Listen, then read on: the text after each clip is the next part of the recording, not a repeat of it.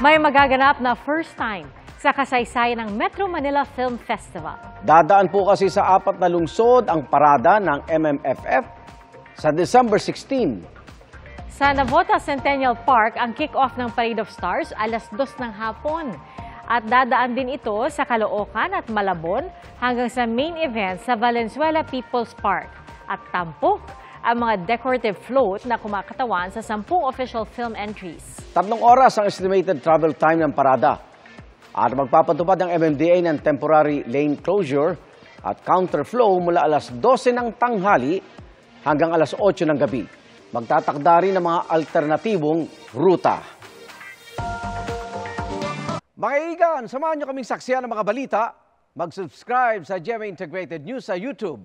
Para sa mga kapuso abroad, samahan nyo kami sa GMA Pinoy TV at sa www.gmanews.tv.